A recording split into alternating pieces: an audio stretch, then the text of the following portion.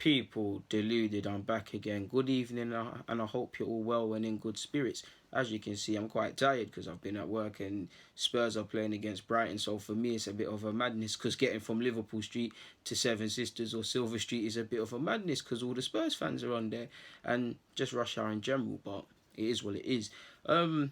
Bit of something and nothing, people. I got a couple thoughts. First and foremost, been seeing the rumours on Twitter that go around daily, like you guys, and you've seen that our latest transfer speculation budget is anything from 45 to 75 million.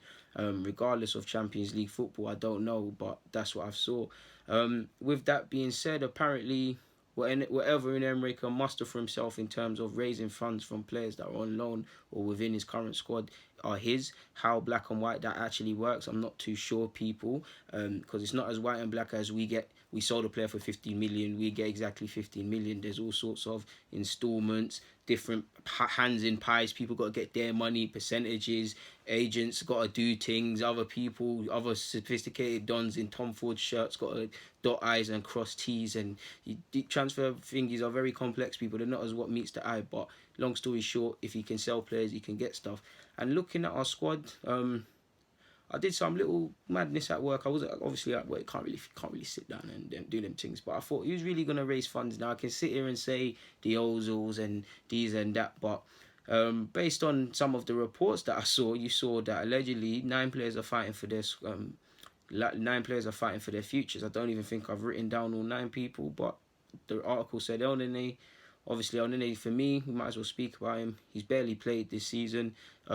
At periods, like now, he's found himself in the squad, but clearly, statistically, by the appearances and the minutes, Unai doesn't favour him and only play him in a needs must. And I think Elneny can be in the squad, but in terms of raising funds, I'm all for selling Elneny. He's barely played as a professional footballer. You want to go out and play. Obviously, anything can happen in football, but even if he was playing consistently, technically, tactically, he's not a better fit than a lot of the midfielders at Arsenal, to be fair with you. Ramsey's still here. Ramsey clearly a better fit. Xhaka has his critics, but I'd prefer Xhaka in the midfield. You've obviously got Torreira and Guendouzi. I don't need to spell it out for you. Probably missing someone else out, but that's about four midfielders. Game time is hard to get. We do need players in our squad, and I'm for selling him sort of thing, but I'm more on trying to sell other players, if I'm honest with you. But he'll be one of the first to kind of keep it moving, and I sound a bit like a hypocrite there, but yeah, man, if we can, don't see how much we could raise. I don't want to put a price tag, but if I was trying to buy on Nene, I know football's a bit inflated, but probably a 15 thing, really, them 17.5, them sort of things there. But for Arsenal, that's a decent, and for Emery, it's a decent little score basically for him to add to his transfer kitty. Chambers probably goes for 15 to 20 in my opinion as well, depending on if he's going to be used in the squad, because he's homegrown. I know he was exactly meant to go to Fulham to play centre half, but he's done alright at centre half. He's earned the majority of his plaudits playing in midfield. That could show that he could be a squad player. The problem is for Chambers, 24 years of age. I'm sure he wants to make it here and play week in, week out with his friend Rob Holding, but he needs to ask himself, and have an honest conversation with the manager, is he going to play consistently? How does he see him in the squad? And most importantly, how much can he play? If not, you're looking at 20 million. Now, I'm not here to say Chambers can get in the England squad and all these things, but he's seeing people that he's played in England under 21s. He's seeing Southgate offer opportunities to young players. So maybe he wants some of that himself. So he might have to leave for that to happen, because you look at the way Koscielny's playing, if he's here next season and does that, holding pre-injury, the way Socrates has been playing, will he get opportunities? Now, if Mustafi's sold, then maybe, but I don't know. On to Mustafi, and Mustafi has to be a priority for me. I'm not here to talk, I'm not even from a footballing point of view, we can all talk about that, but he's got 2 years left on his contract. Hasn't hit the ground running as what was supposed to, or he hasn't been the signing many people thought. He has 2 years left on his contract. He's on 90 to 100k or something like that. Not that I like talking about money. And he's not been the signing he was supposed to be. So you probably got to move him on. Where Mustafi goes, I'm not sure, because if I'm a club trying to buy him, people, the form he's necessarily been in and how he's generally been at Arsenal, it won't encourage me to take him on for them wages and stuff. I'd be trying to get a loan with an option to buy, really, if anything. And he's got 2 years left on his deal, so Sanye is probably one for him to think about. Jenkinson, we know he likes the club and he plays with 100%, but similar to Onene, barely played, only going to play needs must. Now, Jenkinson's the sort of fella to get his head down, keep working and wait for his opportunities, but he's a professional footballer. We need funds. Obviously, we can sit here and say people like Mkhitaryan, their wages and his age, Ozil the same. It all depends how much you can raise, man. But there's peace to be made. So what if Chambers raises about 20, El Nene about 15? That's about 35. Mustafi, we just have to look at it as we take his wages off the bill. If a team will cover his wages or part of it, it's a W. Lichtstein is obviously going to be gone. Ospina will have to be gone. Ospina, I don't know what fee it would be. Martinez is a tricky one because will we need to sign a number 2 if Martinez wants to go elsewhere to play? I'm not too sure.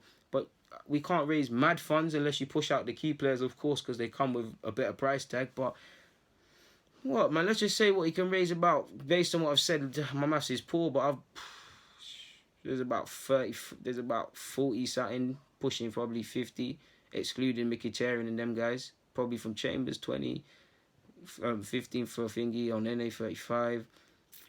Yeah, man, there's not really much peas there, people, unless you sell the Ozils or the Mkhitaryan's and stuff, and they even got their conundrums with their wages, so it's a difficult thing. But for me, anyways, people, I feel it has to be, this summer, it has to be inch perfect, in my opinion. Essentially, we have to streamline. Now, I want us to have a clear out, and so Unai Emery can have a clean slate and move forward and things, but you have to remember, if we do sell Ozil, like, just based on the names, Ozil, who else has been linked? Ozil, Mustafi, Mkhitaryan, Ramsey's gone, Czech's gone, Lichtstein is gone, El Nene's gone. Who else has been linked with moves away? I think I've said Mustafi already. There's been a couple. You get the point. Not Ospina, Martinez. Not Martinez. Who else? I'm missing out a couple people, but I'm saying I'm in double digits for the amount of players we lose. If we bring in a substantial number to accommodate that and promote players, then they're going to take a while to gel, people. So that would be a good thing. If we keep them, obviously we're keeping players that might not be past it. So whether we sell players, whether we do it bit by bit, it's not a quick fix, and it's a difficult one because of what I said earlier with every player and their individual contract stuff. It's a difficult one, but I feel it has to be inch perfect. The players that need to leave, they need to leave. The players that need to be brought in, they need to be brought in as quick as possible for pre-season to allow Unai Emery the most time to get them doing his tactics and all gelling as a side. Obviously, in the transfer market, you do the core bit of your business early so that as it gets later on, as you lot know, moves start happening, crazy things start happening in the transfer market. Some people wake up one day and say, I want to leave. So you have to keep an eye open and an ear to the over the grapevine or whatever the saying is, people, and see what's happening. But if we can get the bulk of the players that we want to move forward with in, get the bulk of the players that we want out, let Unai Emery do his tactics in pre-season and let them, the cohesion and all of them things there, then we can have a decent season. Quick decision will need to be made over some of the young players, in my opinion, and I've put in brackets at work, Mavropanos, is he going to play here and feature in the squad to a greater capacity? If not, he needs to go out on loan. Nelson, we need him to develop. I believe he should be kept next season. He's not going to be the finished article, but decision have to be made. Emil Smith the same. Eddie Nketiah, he's on the cusp. He's on the bench against Palace and he's on the cusp. But if he's not going to get games, could we allow him to leave? If we let majority of players out, then some of these young players are going to have to stay for squad purposes, for the sake of having bodies in the squad and to move forward with. But Nelson, Mavropanos, Emil Smith, Eddie Nketiah, Joe Willock, Bielik's on loan as well, getting of age as well, and Callum Chambers, well, he's not exactly young, but I've added him in. And obviously there's plenty of other examples, but a quick decision. Are they going to fill up some of the gaps in the squad that are going to be made because people are departing? If not, does Unai Emery want them to be used? If not, go out on loan where they have a good chance of playing senior football, because if I'm honest with you, I do think a couple will be kept to the late part of the end of the season because of bodies coming in and out the squad, and we need bodies in case of anything. But if I'm every one of them, I'm trying to, whether it's at Arsenal or on loan, I'm trying to ensure, if I'm these players, people, that I'm playing or have a 99% chance of training every week and playing on that match day in a top division or in a grown professional game capacity week in, week out. Because none of them can afford to be playing under 23s. I think Joe Willock badding it up. The difficult thing is obviously Arsenal trying to move forward and all of these sort of things. But whether it's here, I like Joe Willock, whether it's here or elsewhere, needs to be testing himself and playing men's football. Bielik's obviously out on loan, but is he going to feature? He can't afford to be within the Arsenal squad. But when you're in it but not, you're playing minutes to keep your fitness in the under 23s, but you're not in the squad. Mavropanos clearly is a rough diamond, but he needs to get experience. Nelson and Emil the same. Obviously, there's other examples, people.